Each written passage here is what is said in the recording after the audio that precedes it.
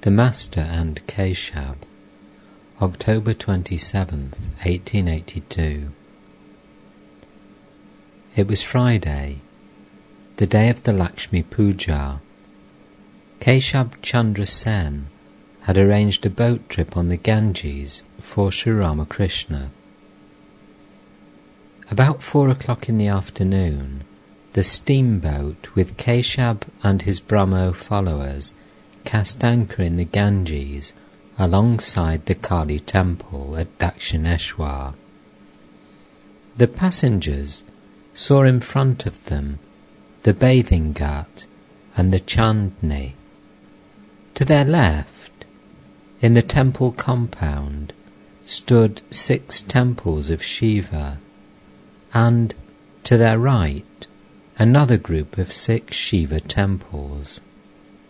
The white steeple of the Kali temple, the treetops of the Panchavati, and the silhouette of the pine trees stood high against the blue autumn sky.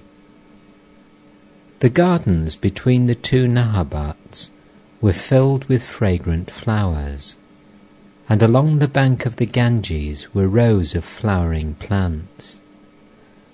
The blue sky was reflected in the brown water of the river, the sacred Ganges, associated with the most ancient traditions of Aryan civilization. The outer world appeared soft and serene, and the hearts of the Brahmo devotees were filled with peace. Sri Ramakrishna was in his room, talking with Vijay and Haralal. Some disciples of Keshab entered. Bowing before the Master, they said to him, "Sir, the steamer has arrived. Keshab Babu has asked us to take you there." A small boat was to carry the Master to the steamer. No sooner did he get into the boat than he lost outer consciousness in samadhi. Vijay was with him. M was among the passengers. As the boat came alongside the steamer, all rushed to the railing to have a view of Sri Ramakrishna. Keshab became anxious to get him safely on board. With great difficulty the Master was brought back to consciousness of the world and taken to a cabin in the steamer. Still in an abstracted mood, he walked mechanically, leaning on a devotee for support. Keshab and the others bowed before him, but he was not aware of them. Inside the cabin there were a few chairs and a table. He was made to sit on one of the chairs, Keshab and Vijay occupying 2 others. Some devotees were also seated, most of them on the floor, while many others had to stand outside. They peered eagerly through the door and windows. Sri Ramakrishna again went into deep samadhi and became totally unconscious of the outer world. As the air in the room was stuffy because of the crowd of people, Keshab opened the windows.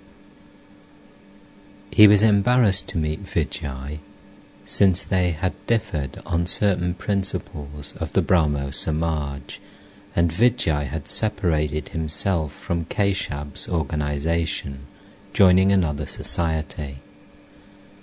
The Brahmo devotees looked wistfully at the Master. Gradually he came back to sense consciousness, but the divine intoxication still lingered. He said to himself in a whisper, "Mother, why have you brought me here? They are hedged around and not free. Can I free them?" Did the Master find that the people assembled there were locked within the prison walls of the world? Did their helpless state make the Master address these words to the Divine Mother? Sri Ramakrishna was gradually becoming conscious of the outside world. Nilmadhav of Kazipur and a Brahmo devotee were talking about Pavhari Baba. Another Brahmo devotee said to the master, "Sir, these gentlemen visited Pavhari Baba. He lives at Gazipur. He is a holy man like yourself." The master could hardly talk. He only smiled. The devotee continued, "Sir, Pavhari Baba keeps your photograph in his room." Pointing to his body, the master said with a smile, "Just a pillowcase." The master continued, "But you should remember that the heart of the devotee is the abode of God. He dwells no doubt in all beings, but he especially manifests himself in the heart of the devotee. A landlord may at one time or another visit all parts of his estate, but people say he is generally to be found in a particular drawing room. The heart of the devotee is the drawing room of God. He who is called Brahman by the Jnanis is known as Atman by the Yogis and as Bhagavan by the Bhaktas. The same Brahmin is called priest when worshipping in the temple and cook when preparing a meal in the kitchen. The Jnani, sticking to the path of knowledge, always reasons about reality, saying, "Not this, not this." Brahman is neither this nor that. It is neither the universe nor its living beings. Reasoning in this way, the mind becomes steady. Then it disappears, and the aspirant goes into samadhi.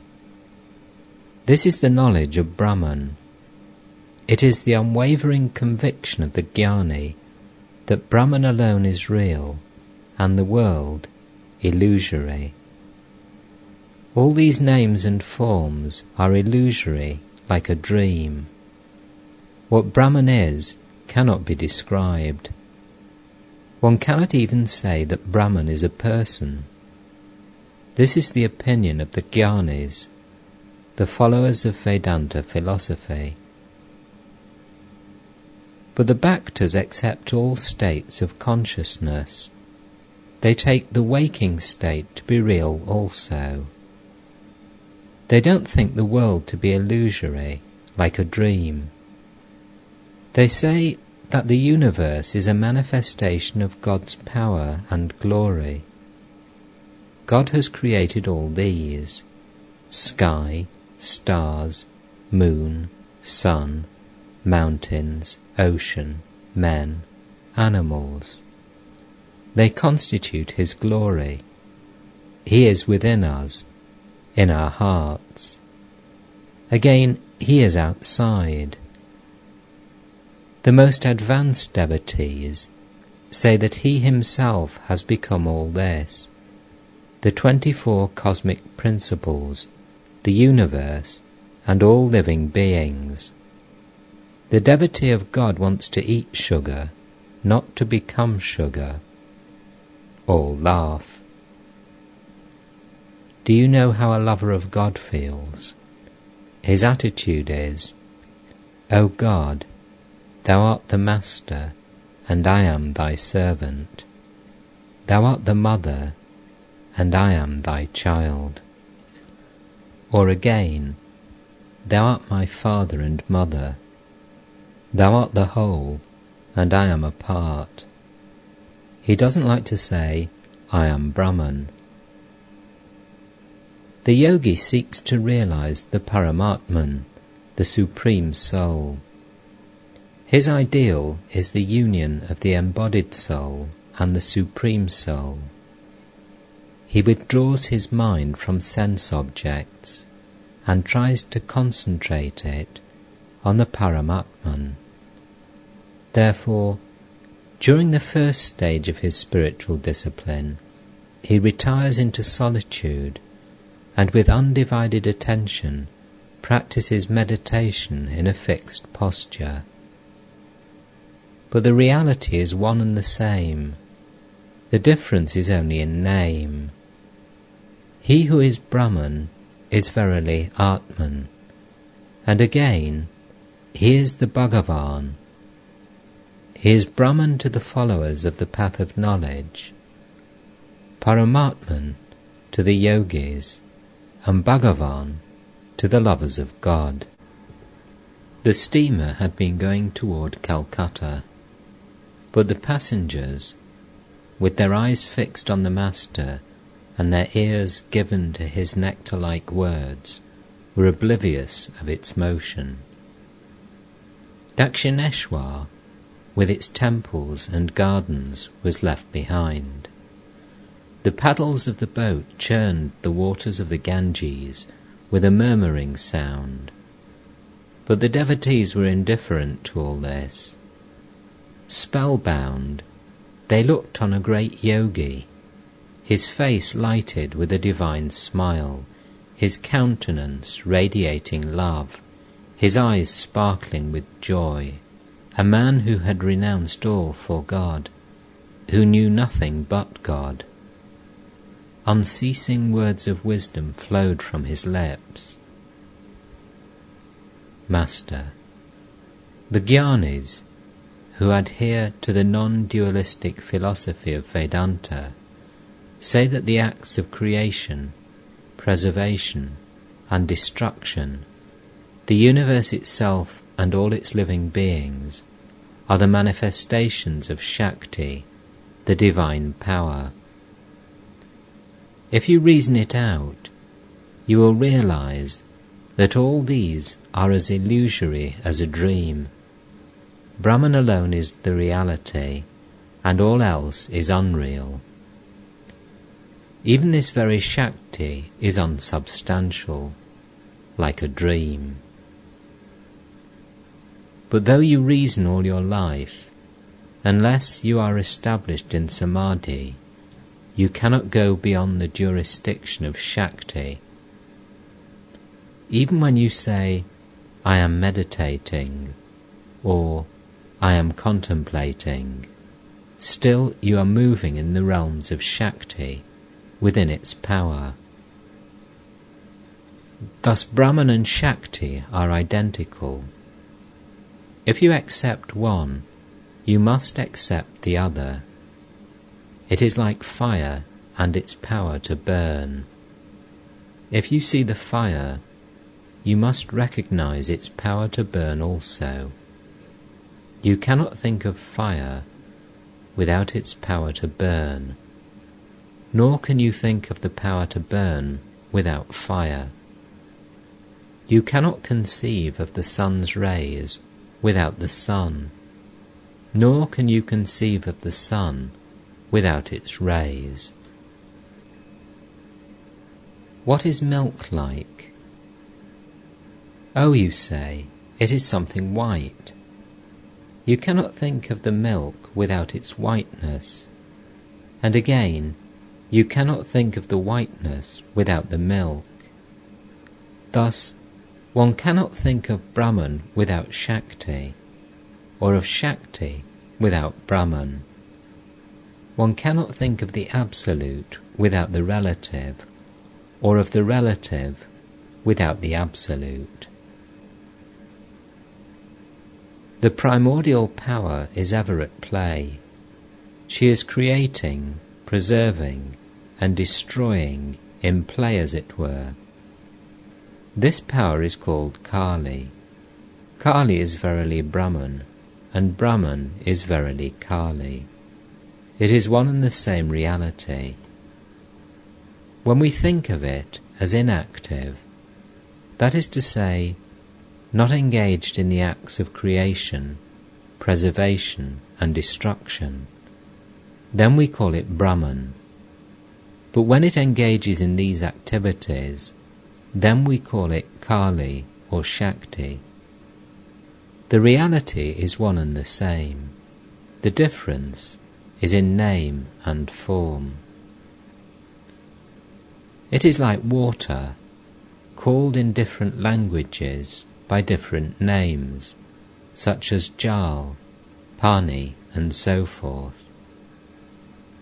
There are 3 or 4 ghats on a lake. The Hindus who drink water at one place call it Jal. The Muslims at another place call it Pani, and the English at a third place call it water. All 3 denote one and the same thing, the difference being in the name only.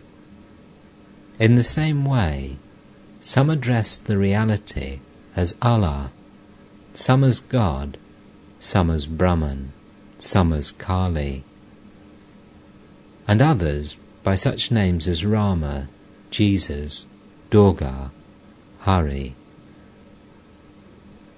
Keshab with a smile. Describe to us, sir, in how many ways Kali, the Divine Mother, sports in this world. Master with a smile. Oh, she plays in different ways. It is she alone who is known as Mahakali, Nitya Kali, Shmashana Kali, Raksha Kali, and Shama Kali. Mahakali and Nitya Kali are mentioned in the Tantra philosophy. When there were neither the creation nor the sun, the moon, the planets, and the earth, and when darkness was enveloped in darkness, then the Mother, the formless one, Mahakali, the great power, was one with Mahakala, the Absolute. Shamakali has a somewhat tender aspect and is worshipped in the Hindu households. She is the dispenser of boons and the dispeller of fear. People worship Rakshakali, the protectress, in times of epidemic, famine, earthquake, drought, and flood. Smashana Kali is the embodiment of the power of destruction. She resides in the cremation ground, surrounded by corpses, jackals, and terrible female spirits. From her mouth flows a stream of blood. From her neck hangs a garland of human heads, and around her waist is a girdle made of human hands. After the destruction of the universe, at the end of a great cycle, the Divine Mother garners the seeds for the next creation. She is like the elderly mistress of the house, who has a hodgepodge pot in which she keeps different articles for household use. All laugh.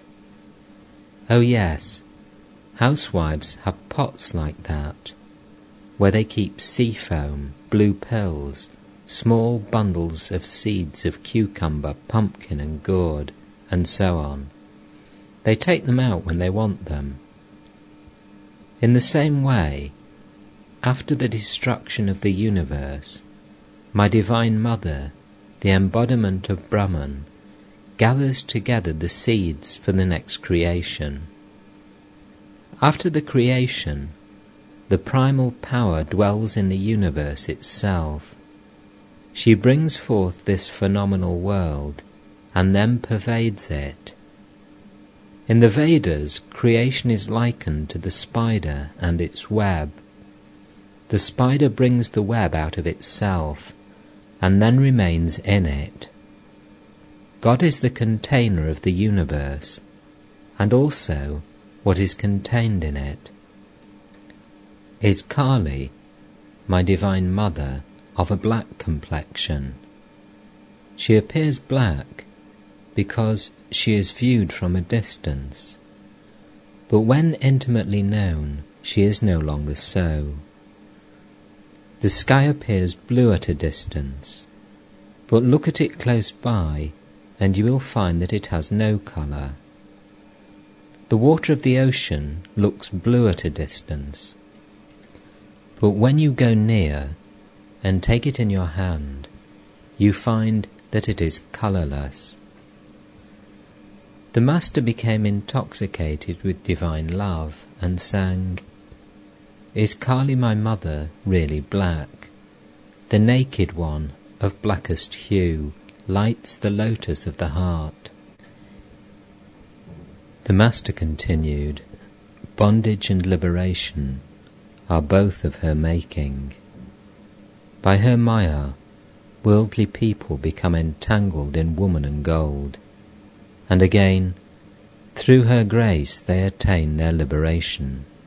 She is called the Saviour, and the remover of the bondage that binds one to the world." Then the Master sang the following song in his melodious voice. "In the world's busy marketplace, O Shama, thou art flying kites. High up they soar on the wind of hope, held fast by Maya's string. Their frames are human skeletons, their sails of the three gunas made, but all their curious workmanship is merely for ornament. Upon the kite strings thou hast rubbed the manjar paste of worldliness, so as to make each straining strand all the more sharp and strong. Out of 100,000 kites at best but one or two break free, and thou dost laugh and clap thy hands, O Mother, watching them. On favouring winds, says Ramprasad, the kites set loose will speedily be borne away to the infinite across the sea of the world." The Master said, "The Divine Mother is always playful and sportive. This universe is her play. She is self-willed and must always have her own way. She is full of bliss. She gives freedom to one out of 100,000. A Brahmo devotee: "But sir, if she likes, she can give freedom to all. Why then has she kept us bound to the world?" Master: "That is her will. She wants to continue playing with her created beings. In a game of hide and seek, the running about soon stops if in the beginning all the players touch the granny. If all touch her, then how can the game go on? That displeases her.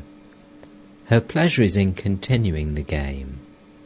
Therefore the poet said, out of 100,000 kites, at best but one or two break free. And thou dost laugh and clap thy hands, O Mother, watching them. It is as if the Divine Mother said to the human mind in confidence, with a sign from her eye, go and enjoy the world. How can one blame the mind? The mind can disentangle itself from worldliness if, through her grace, she makes it turn toward herself. Only then does it become devoted to the lotus feet of the Divine Mother. Whereupon Sri Ramakrishna, taking upon himself, as it were, the agonies of all householders, sang a song complaining to the Divine Mother. Mother, this is the grief that sorely grieves my heart, that even with thee for mother, and though I am wide awake, there should be a robbery in my house. Many and many a time I vow to call on thee, yet when the time for prayer comes round, I have forgotten. Now I see it is all thy trick. As thou hast never given, so thou receivest naught. Am I to blame for this, O Mother? Hadst thou but given, surely then thou hadst received. Out of thine own gifts I should have given to thee. Glory and shame, bitter and sweet, are thine alone. This world is nothing but thy play. Then why, O blissful one, dost thou cause a rift in it? Says Ramprasad, thou hast bestowed on me this mind, and with a knowing wink of thine eye bidden it, at the same time, to go and enjoy the world. And so I wander here forlorn, through thy creation, blasted, as it were, by someone's evil glance, taking the bitter for the sweet, taking the unreal for the real. The Master continued, men are deluded through her maya, and have become attached to the world. Says Ramprasad, thou hast bestowed on me this mind, and with a knowing wink of thine eye bidden it, at the same time, to go and enjoy the world. Brahmo devotee, sir, can't we realize God without complete renunciation? Master with a laugh, of course you can. Why should you renounce everything? You are all right as you are, following the middle path, like molasses, partly solid and partly liquid. Do you know the game of knacks? Having scored the maximum number of points, I am out of the game. I can't enjoy it. But you are very clever. Some of you have scored 10 points, some 6 and some 5. You have scored just the right number, so you are not out of the game like me. The game can go on. Why, that's fine. All laugh. I tell you the truth. There is nothing wrong in your being in the world, but you must direct your mind toward God. Otherwise, you will not succeed. Do your duty with one hand, and with the other hold to God. After the duty is over, you will hold to God with both hands. It is all a question of the mind. Bondage and liberation are of the mind alone. The mind will take the colour you dye it with. It is like white clothes just returned from the laundry. If you dip them in red dye, they will be red. If you dip them in blue or green, they will be blue or green. They will take only the colour you dip them in, whatever it may be. Haven't you noticed that if you read a little English, you will at once begin to utter English words? Foot, foot, it, mit. Then you put on boots and whistle a tune, and so on. It all goes together. Or, if a scholar studies Sanskrit, he will at once rattle off Sanskrit verses. If you are in bad company, then you will talk and think like your companions. On the other hand, when you are in the company of devotees, you will think and talk only of God. The mind is everything. A man has his wife on one side and his daughter on the other.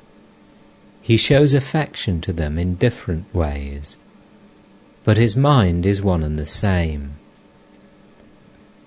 Bondage is of the mind, and freedom is also of the mind. A man is free if he constantly thinks, I am a free soul. How can I be bound, whether I live in the world or in the forest? I am a child of God, the King of Kings. Who can bind me? If bitten by a snake, a man may get rid of its venom by saying emphatically, there is no poison in me. In the same way, by repeating with grit and determination, I am not bound, I am free, one really becomes so. One really becomes free. Once, someone gave me a book of the Christians. I asked him to read it to me. It talked about nothing but sin. To Keshab, sin is the only thing one hears of at your Brahmo Samaj too. The wretch who constantly says, I am bound, only succeeds in being bound. He who says day and night, I am a sinner, verily becomes a sinner. One should have such burning faith in God that one can say, what? I have repeated the name of God, and can sin still cling to me? How can I be a sinner any more? How can I be in bondage any more? If a man repeats the name of God, his body, mind, and everything become pure. Why should one talk only about sin and hell and such things? Say but once, O Lord, I have undoubtedly done wicked things, but I won't repeat them, and have faith in his name. Sri Ramakrishna became intoxicated with divine love and sang, If only I can pass away, repeating Durga's name, how canst thou then, O Blessed One, withhold from me deliverance, wretched though I may be? Then he said, To my Divine Mother I prayed only for pure love. I offered flowers at her lotus feet, and prayed to her, Mother, here is thy virtue, here is thy vice. Take them both, and grant me only pure love for thee. Here is thy knowledge, here is thy ignorance. Take them both, and grant me only pure love for thee. Here is thy purity, here is thy impurity. Take them both, Mother, and grant me only pure love for thee. Here is thy Dharma, here is thy Adharma. Take them both, Mother, and grant me only pure love for thee. To the Brahmo devotees. Now listen to a song by Ramprasad. Come, let us go for a walk, O mind, to Kali, the wish-fulfilling tree, and there beneath it gather the 4 fruits of life. Of your 2 wives, dispassion and worldliness, bring along dispassion only on your way to the tree, and ask her son discrimination about the truth. When will you learn to lie, O mind, in the abode of blessedness, with cleanliness and defilement on either side of you? Only when you have found the way to keep these wives contentedly under a single roof will you behold the matchless form of Mother Sharma. Ego and ignorance, your parents, instantly banish from your sight, and should delusion seek to drag you to its hole, manfully cling to the pillar of patience, tie to the post of unconcern the goats of vice and virtue, killing them with the sword of knowledge if they rebel. With the children of worldliness, your first wife, plead from a goodly distance, and if they will not listen, drown them in wisdom's sea. Says Ramprasad, if you do as I say, you can submit a good account, O mind, to the King of Death, and I shall be well pleased with you and call you my darling. Why shouldn't one be able to realize God in this world? King Janaka had such realization.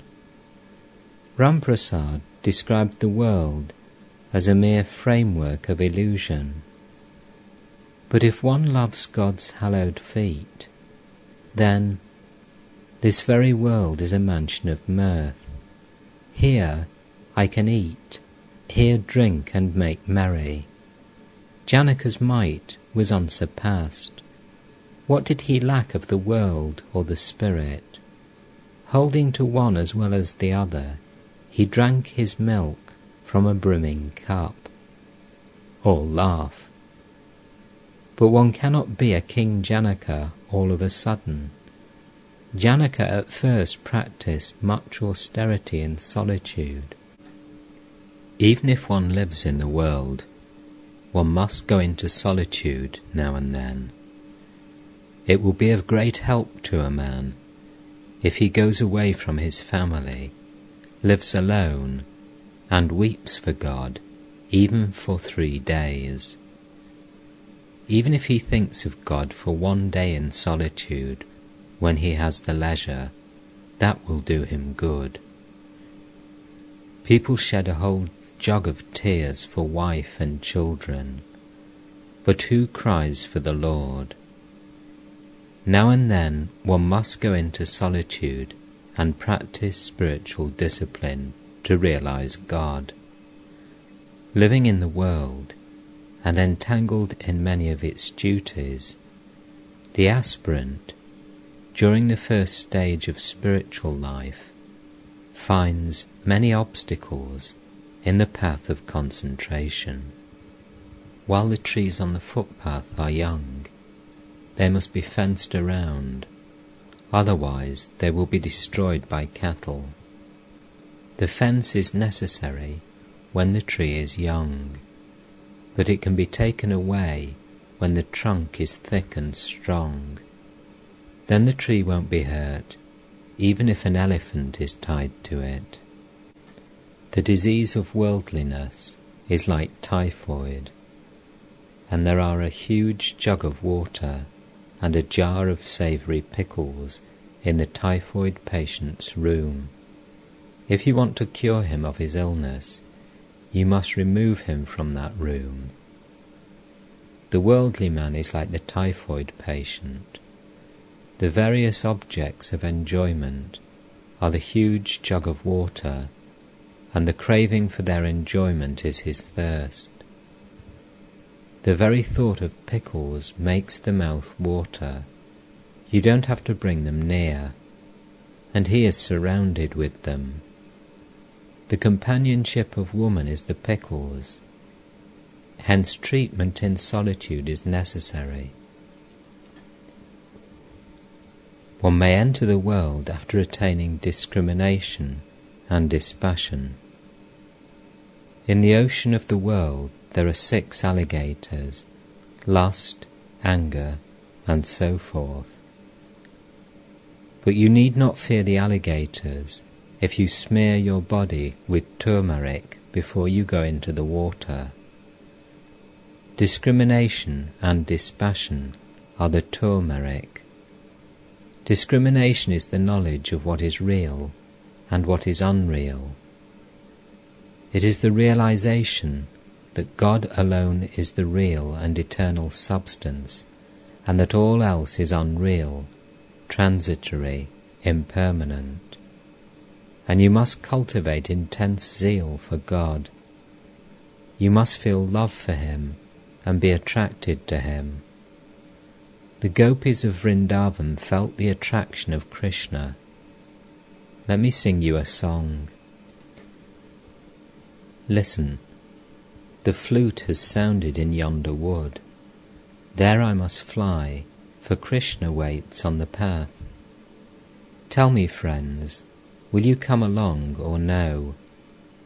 To you my Krishna is merely an empty name. To me, he is the anguish of my heart. You hear his flute notes only with your ears, but oh, I hear them in my deepest soul. I hear his flute calling, Radha, come out. Without you the grove is shorn of its loveliness. The master sang the song with tears in his eyes, and said to Keshab, and the other Brahmo devotees. Whether you accept Radha and Krishna or not, please do accept their attraction for each other. Try to create that same yearning in your heart for God. Yearning is all you need in order to realize Him. Gradually the ebb tide set in. The steamboat was speeding toward Calcutta. It passed under the Howrah Bridge and came within sight of the Botanical Garden. The captain was asked to go a little farther down the river. The passengers were enchanted with the master's words, and most of them had no idea of time or of how far they had come. Keshab began to serve some puffed rice and grated coconut. The guests held these in the folds of their wearing cloths, and presently started to eat. Everyone was joyful. The master noticed, however, that Keshab and Vijay rather shrank from each other, and he was anxious to reconcile them. Master to Keshab: "Look here, there is Vijay. Your quarrel seems like the fight between Shiva and Rama. Shiva was Rama's guru. Though they fought with each other, yet they soon came to terms. But the grimaces of the ghosts, the followers of Shiva, and the gibberish of the monkeys, the followers of Rama, would not come to an end." Loud laughter. Such quarrels take place, even among one's own kith and kin. Didn't Rama fight with his own sons, Lava and Kusha? Again, you must have noticed how a mother and daughter, living together and having the same spiritual end in view, observe their religious fast separately on Tuesdays, each on her own account, as if the welfare of the mother were different from the welfare of the daughter. But what benefits one benefits the other. In like manner, you have a religious society, and Vijay thinks he must have one too. Laughter. But I think all these are necessary. While Sri Krishna, himself God incarnate, played with the gopis at Vrindavan, troublemakers like Jatila and Kutila appeared on the scene. You may ask why. The answer is that the play does not develop without the troublemakers. All laugh. There is no fun without Jatila and Kutila. Loud laughter. Ramanuja upheld the doctrine of qualified non-dualism, but his guru was a pure non-dualist. They disagreed with each other and refuted each other's arguments. That always happens. Still, to the teacher, the disciple is his own. All rejoiced in the Master's company and his words.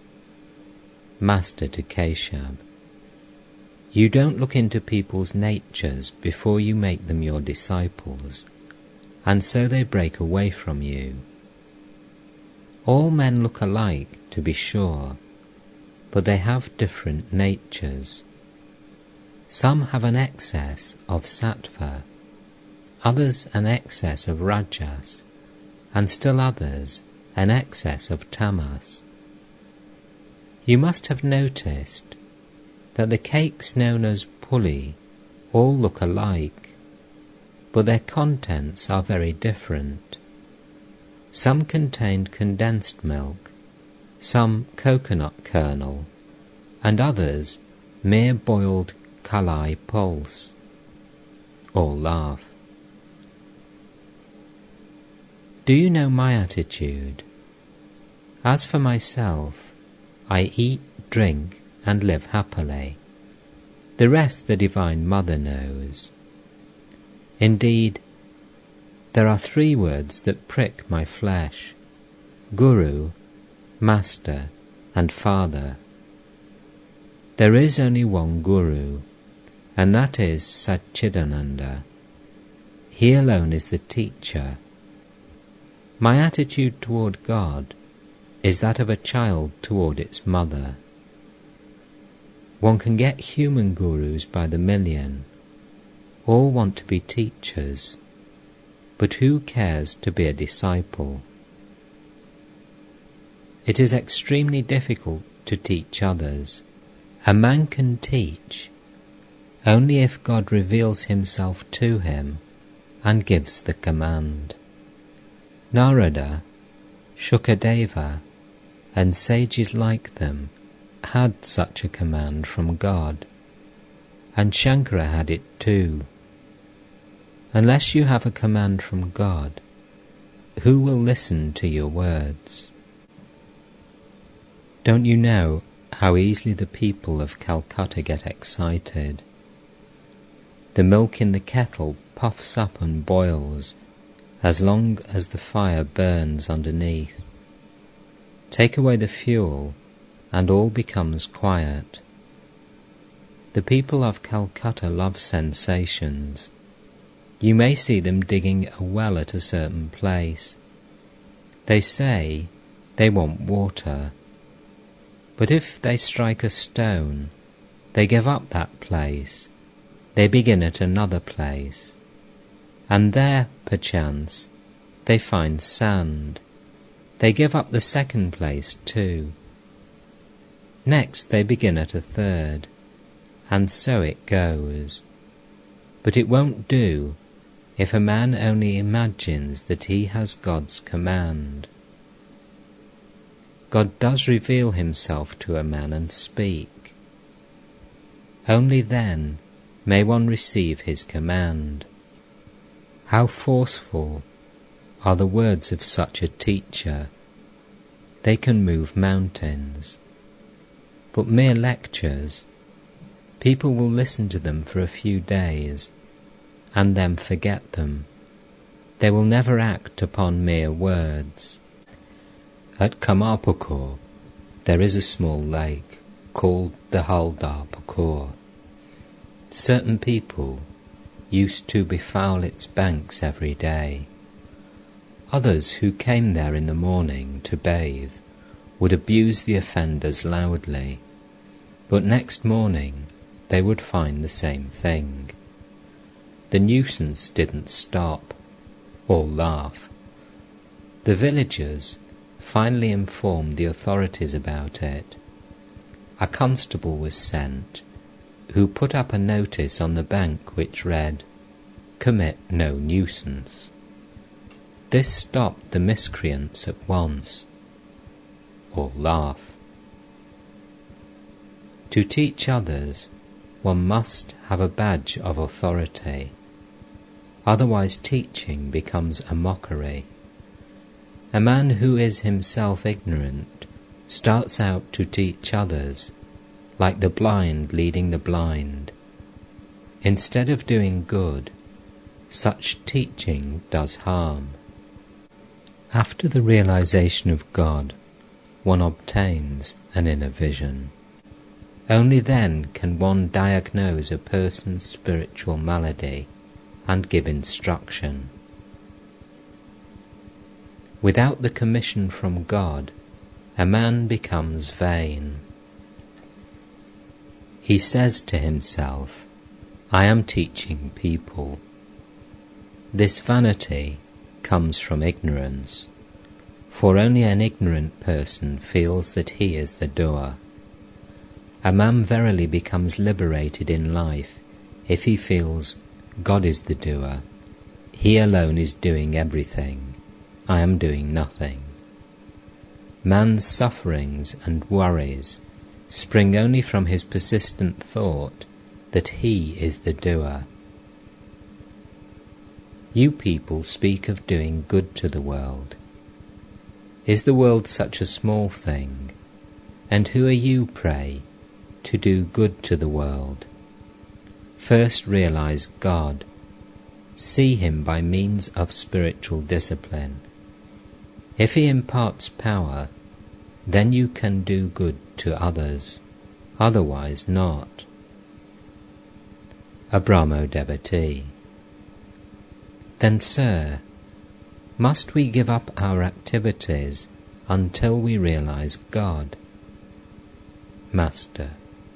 No, why should you? You must engage in such activities as contemplation, singing His praises, and other daily devotions. Brahmo. But what about our worldly duties? Duties associated with our earning money, and so on. Master. Yes, you can perform them too, but only as much as you need for your livelihood. At the same time, you must pray to God in solitude, with tears in your eyes, that you may be able to perform those duties in an unselfish manner. You should say to Him, O God, make my worldly duties fewer and fewer. Otherwise, O Lord, I find that I forget Thee when I am involved in too many activities. I may think I am doing unselfish work, but it turns out to be selfish. People who carry to excess the giving of alms or the distributing of food among the poor fall victims to the desire of acquiring name and fame. Shambhu Malik once talked about establishing hospitals, dispensaries and schools, making roads, digging public reservoirs, and so forth. I said to him, don't go out of your way to look for such works. Undertake only those works that present themselves to you and are of pressing necessity, and those also in a spirit of detachment. It is not good to become involved in many activities. That makes one forget God. Coming to the Kaligat temple, some perhaps spend their whole time in giving alms to the poor. They have no time to see the mother in the inner shrine. Laughter. First of all, manage somehow to see the image of the Divine Mother, even by pushing through the crowd. Then you may or may not give alms as you wish. You may give to the poor to your heart's content, if you feel that way. Work is only a means to the realization of God. Therefore I said to Shambhu, suppose God appears before you, then will you ask Him to build hospitals and dispensaries for you? Laughter. A lover of God never says that. He will rather say, O Lord, give me a place at Thy lotus feet. Keep me always in Thy company. Give me sincere and pure love for Thee. Karma Yoga is very hard indeed. In the Kali Yuga, it is extremely difficult to perform the rites enjoined in the scriptures. Nowadays, man's life is centered on food alone. He cannot perform many scriptural rites. Suppose a man is laid up with fever. If you attempt a slow cure with the old-fashioned indigenous remedies, before long his life may be snuffed out. He can't stand much delay. Nowadays the drastic Gupta mixture is appropriate. In the Kali Yuga, the best way is Bhakti Yoga, the path of devotion, singing the praises of the Lord and prayer. The path of devotion alone is the religion for this age. To the Brahmo devotees, yours also is the path of devotion. Blessed you are indeed that you chant the name of Hare and sing the Divine Mother's glories. I like your attitude. You don't call the world a dream like the non-dualists. You are not Brahma Jnanis like them. You are Bhaktas, lovers of God. That you speak of him as a person is also good. You are devotees. You will certainly realize him if you call on him with sincerity and earnestness. The boat cast anchor at Kalighat, and the passengers prepared to disembark. On coming outside, they noticed that the full moon was up. The trees, the buildings, and the boats on the Ganges were bathed in its mellow light. A carriage was hailed for the master, and M and a few devotees got in with him. The master asked for Keshab. Presently the latter arrived and inquired about the arrangements made for the master's return to Dakshineshwar. Then he bowed low and took leave of Sri Ramakrishna. The carriage drove through the European quarter of the city. The master enjoyed the sight of the beautiful mansions on both sides of the well-lighted streets.